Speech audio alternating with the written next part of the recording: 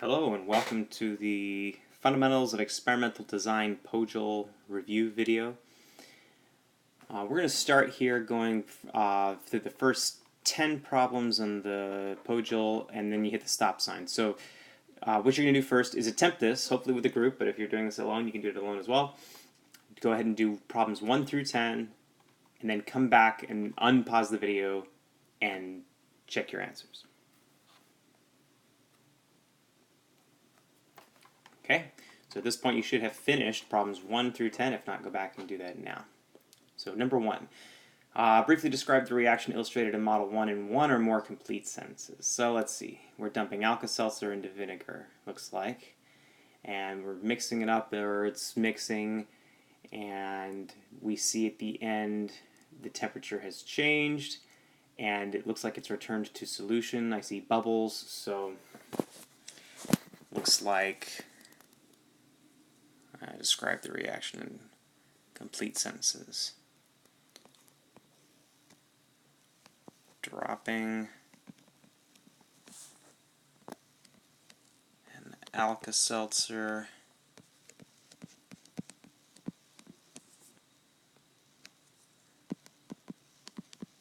into, we can even be specific, 100 milliliters of vinegar. They don't give us a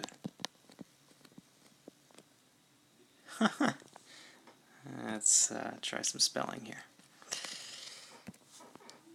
Vinegar of unknown concentration, apparently, probably 5%, at 84 kilopascals and 23.5 Celsius.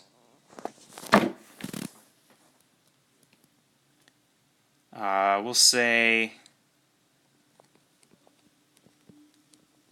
creates, maybe causes is a better word than like create a reaction.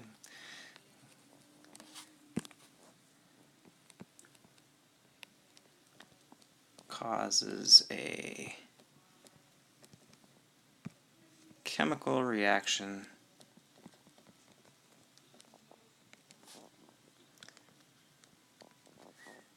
that evolves a gas, ooh, there's some good sentence, and lowers temperature.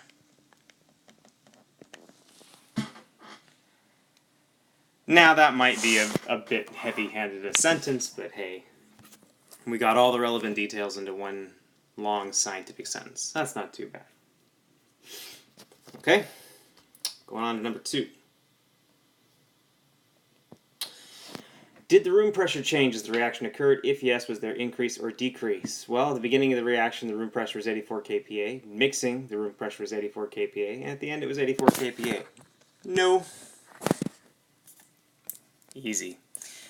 3. What 2 pieces of evidence observed during the mix phase suggest chemical change is taking place? We have the evolution of a gas. If you don't want to be so snooty, you could just say there were bubbles. And we have a temperature change, or a delta T. Alright, did the solution temperature increase or decrease during the reaction? It went from 23.5 to 22.6, so it decreased.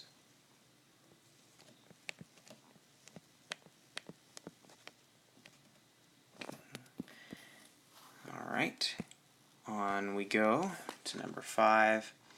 Which trial in Model 2 corresponds to the reaction illustrated in Model 1? Well, if you're looking at those, the only differences between trials 1 through 5 are the final temperatures. And I guess the number of Alka-Seltzer tablets. So we're looking for, if you go to Model 1, I see we put in 1 tablet and it went from 25.5 to 22.6, and that's trial 1.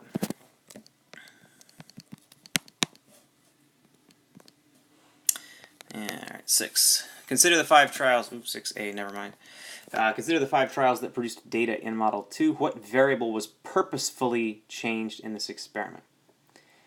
So if I'm trying to figure out which variable of the experimenter changed, I see a couple. There's only two variables that changed. We had Alka-Seltzer tablets that were at 1, 2, 3, 4, and 5 for each trial, and we had temperatures of 22.6, and 21.5, 20.4, 19.2, and 18.1. Okay. If you ever need to figure this out, the Alka-Seltzer trial is a little bit obvious because there's the Alka-Seltzer has to be dropped in before the temperature changes, at least according to the picture that they gave us. So it's a kind of a no-brainer that the experimenter himself or herself was altering the number of Alka-Seltzer tablets purposefully each time. First time he picked up 1, second time she picked up 2, etc. The final temperatures, but had this not been so easy or straightforward, and you just saw variable A and variable B, and you were asked which one did the experimenter change purposefully, you can look at things like, look at variables B. Those numbers are not clean. Not as clean anyway as 1, 2, 3, 4, 5. 1, 2, 3, 4, 5 are nice clean numbers. 22.6, 21.5, those don't seem like numbers that an experimenter would start with. So as an experimenter, I say, hey, I'm going to do 5 trials. Let's go with 22.6 for my first trial and 19.2 for my fourth trial. Just doesn't really make much sense. They're much more likely to go, I want to go 1, 2, 3, 4, 5, or I'm going to go 10, 15, 20. Those are numbers an experimenter picks, usually. And then they measure something. So there's a number you pick, and there's a number you measure. And the number you measure is often you don't have a lot of control over the pattern you're going to see. So for 6A, I'm going to say these were purposefully picked, which was number of Alka-Seltzer. Okay. For 6B, it says what variable changed as a result. Well, the resulting thing that we measured was the final temperature. T sub final. Alright, and we go on to 7. 7 says what variables shown in the Model 2 data table remained constant. So anything that didn't change, so we had pressure, did not change, of the room, so maybe pressure external if you want. Initial temperature didn't change, so Ti was always the same. We see the volume of vinegar did not change. All of those things stayed constant. Alright, keeping going here. Alright, now we've got a new experiment, 8. It's about boiling points of alcohols. 8 says describe the similarities and differences in the 5 alcohols used in the Model 3 experiment. Okay, so similarities, let's make 2 columns here. We'll have similarities and differences. They are all similar because they are all of this format. They are OH groups attached to a bunch of carbon chains. We're all using 75 milliliters, so the volume is all the same. They're all at the same room pressure. Okay, the difference is in the R groups. So we have varying numbers of carbons. That's it. Okay, moving on to number 9. Number 9 says, 9A. My 9s and my A's don't look that different.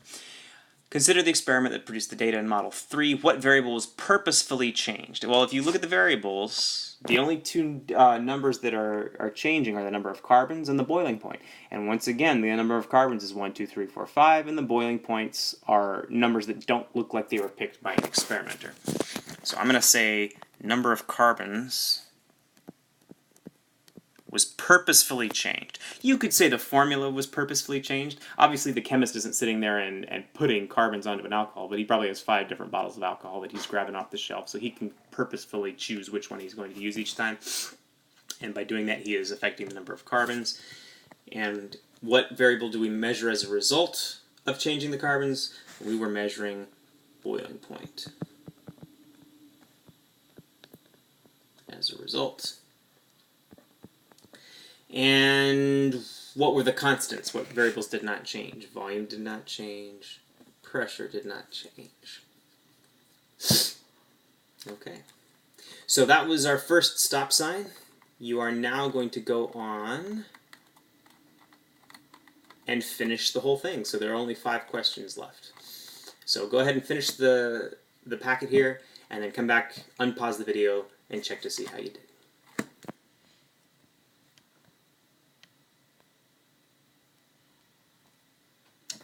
At this point, you should be completely finished. If not, go back and finish first. So we're looking at 11, but before you do that, remember there's a read this. Let's read it. When designing an experiment, you need to consider 3 types of variables. The independent variable is changed by the experimenter by design, so we purposefully changed the independent variable. This variable is sometimes called manipulated variable. The dependent variable is what changes as a result of the change, so the dependent is the one we measure afterwards. And this variable is sometimes called the responding variable. And in some cases, more than one dependent variable is considered. We will probably not be doing much at this level like that, but it can be done. And the third category involves controlled variables. These are variables that you think might change the outcome of the experiment, but since you're not studying them, you need to keep them constant. Keep that in mind. Controlled variables can sometimes be confused with independent variables because you think, oh, the experimenter has control over that variable and is altering it himself. No, controlled variables are constants. They are not changed in an experiment. That's the type of control they're talking about. So, 11. 11 has this going on. So we see 1, 2, 3, 4. And these are variables. And we have like that. Is that right? That looks right. Okay. I'll just call this experiment 1 and 2 because I don't have a lot of room here. Independent, dependent, controlled. Okay. In the Alka-Seltzer experiment, what was the independent variable? Well, the independent variable is the one we had altered purposefully, and that was number of Alka-Seltzer tablets. Okay? The dependent variable is the thing that we measured, and we measured the change in temperature, or the delta T. Controlled were everything we controlled. We did not change the volume, we did not change the pressure, and we did not change the initial temperature. Okay? The independent variable for number 2, this is the boiling point, we were purposefully choosing number of carbons. In the dependent, what we measured was the boiling point. What did we keep the same? We kept the pressure the same and the volume the same. Good. All right, another read this. A well-written research question states the independent and dependent variables for an experiment. For example, a student investigating the effect of the de-icer magnesium chloride on vegetation on the sides of highways. Her research question was, what is the effect of magnesium chloride solution concentration on the growth of ryegrass? So she was obviously going to change the magnesium chloride concentration and then measure growth of ryegrass, presumably by inches or something, but I don't know. All right, so number 12. Now we get to write some research questions. These are good. Okay, Alka-Seltzer and vinegar. So again, what we care about is how is the independent variable related to the dependent variable. And in Alka-Seltzer and vinegar, that was number of Alka-Seltzers and change in temperature. So I'm just going to write that. How does the number, it's very important you put number here, because that's what we actually changed, of Alka-Seltzers, Alka-Seltzer tablets, I guess, affect the change in temperature. Give myself some room here. Of a vinegar solution. Good research question. So any researcher who reads my research question says, oh, they're obviously going to be using different numbers of Alka-Seltzer tablets and putting them into a vinegar solution and measuring the temperature change. So you if you have a really well-written research question, other researchers should be able to come use your research question and create a fairly similar experiment. Okay, oh no, I'm not going on to 13 yet. I'm going on to the next research question, which is about the boiling point. So again, it's how does independent affect dependent?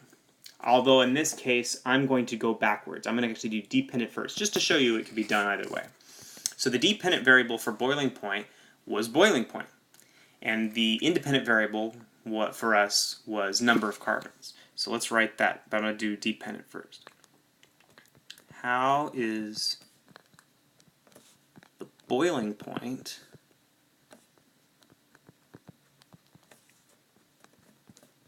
of an alcohol related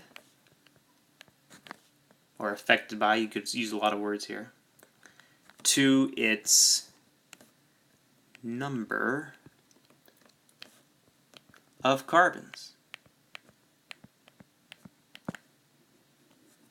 Okay, same exact thing. How does blank depend on blank? And in this case, I put the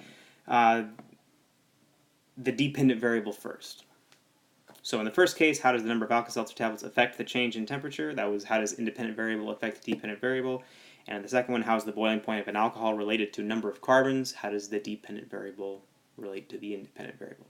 You can set them up either way. Okay? And you could probably even come up with more ways than just those that I've set forth there.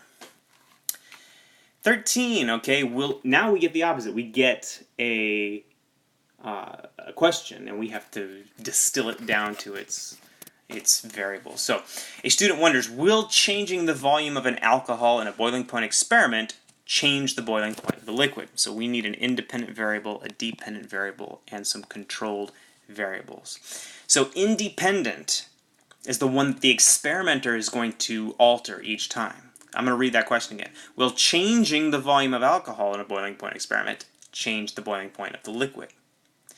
Changing, that's probably the best word in that sentence for identifying the independent variable, because that assumes then that we are going to be changing the volume of alcohol. So I'm going to put volume as the independent variable, because that's what the experimenter changes. So will changing the volume change the boiling point? So in other words, will the boiling point be affected? That's probably what we're going to have to measure afterwards. So that must be my dependent variable, is boiling point. Now we're going to have to control several things. So I'm going to go back to my boiling point experiment up here. Before, it was carbons and boiling point. So here's the new one. We've already used boiling point. That's still our dependent variable. Except that now we wanted to take volume and make it the independent variable. Okay? That means that if I'm going to make this work, all the other variables have to be controlled. Otherwise, we have multiple independent variables, or it leads to situations that are much harder to analyze. So I'm going to try and keep pressure the same, and I'm also going to have to use the same alcohol each time. So if I might choose methanol and do 5 different volumes of methanol and see if they boil at different temperatures. Because I don't want to use 5 different volumes of 5 different alcohols. I won't be able to tell whether it was the boiling point changing because of the alcohol or whether it was changing because of the volume. So I'm going to say number of carbons must be kept constant, and let's say pressure also has to be kept constant.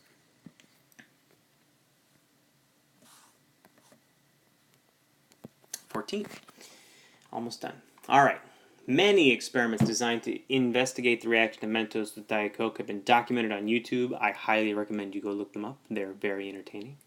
Design and write an experiment that uses the knowledge gained in this activity to investigate this reaction. Include a research question and the variables in a simple procedure. Okay. So let's start with a research question, RQ. For this one, my research question is going to be, does the number of Mentos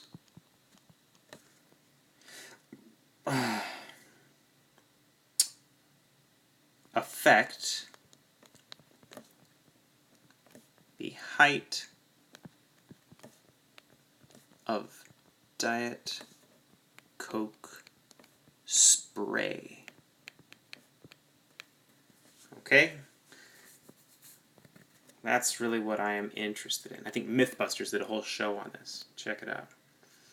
So that means I need an independent, a dependent, and several controls. So what I said here, what does the number of Mentos affect the height? That's independent affecting dependent. So the number of Mentos must be my independent variable. The thing I'm going to measure is the height of the spray, probably in millimeters, maybe centimeters. Now I have to control a few things. I probably want to control the temperature of the Coke, maybe the room pressure as well. That's fairly easy to do. I'm probably going to want to control the volume of the container. I don't want to drop Mentos into 2-liter bottles and then 1-liter bottles and alter the volume. That would be silly. So let's go with those. Those seem like good variables to control. And if I want to make a quick set of procedures, 1, drop 5 Mentos into a 2-liter Diet Coke bottle. Okay, 2, measure height of spray, a meter stick or something. 3, repeat with varying numbers of Mentos. Okay, that's it. And you could probably come up with a lot of different ways to measure Mentos and Diet Coke. You could do, I'm going to do 1 Mentos each time, but the first one I'm going to chop up into pieces, the second one I'm going to grind into a powder, the third one I'm going to use whole, okay, where you're adjusting surface area of Mentos versus height of Diet Coke. You could, instead of measuring the height of the Diet Coke, you could measure the amount of Diet Coke in, milliliters left in the bottle after dropping the Mentos in. You could have, so like remaining volume of Diet Coke. Or temperature. You could try to see if there's a temperature change. There's a lot of ways to go about this. So don't think that there's only one. All right, 15, last one. 15A. Scientists may design an experiment with a control group as opposed to control variable, especially when you're dealing with organisms or samples that did not receive the treatment, the independent variable being tested. Scientists can then compare normal changes in organisms or samples with those that might have occurred because of the treatment. The idea of the control group is not the same as a controlled variable. So a controlled variable is one that stays constant. A control group is a group of participants that does not receive the independent variable. So suppose this, a scientist is doing an experiment to determine the effect of a cancer drug on mice with lymphoma. So the effect of the drug is the independent variable, on the mice with lymphoma, and presumably the lymphoma is the dependent variable. Whether or not they end up with the lymphoma or whether or not it gets cured is what we're measuring. Or we could measure tumor cells or tumor growth or something like that. So, A, what are some variables the scientists should control? Well, if your independent is drug and dependent is cancer cells, let's think about this. We can control a lot of things, and biological systems are notoriously complex. So we can control, let's think about the mice, we can control the age of the mice, we can control their diet. In general, we control their environment, so that could be anything from their housing quarters to how much, let's see, how much sleep they're allowed to have, or how much exercise they get. We can control dosage of the drug, so that each mice is getting the same injection. Gosh, there's a lot of stuff you could put in there. I'm sure you're going to think of more than just I thought right there. Those are good starts. So those are controlled variables, variables that must remain constant in order for this to work. Species. Why didn't I put species as a good one? Use all same species of mouse. B, describe the control group. The control group doesn't get the independent variable. And the independent variable here is the drug. So same mice, no drug. We're not going to give them the medicine. Because you don't want to. So let's say we take 100 mice, we inject them with this miracle drug, right? And they all get cured of cancer. And you go, well, that worked. And then somebody else goes and does this experiment and doesn't give the mice the drug, and they all get cured of cancer. So you have to prove that the drug works, and that when you don't have the drug, it doesn't work, right? That's the purpose of control group. Okay, you made it all the way through. Hopefully you are on your way to designing your own experiments.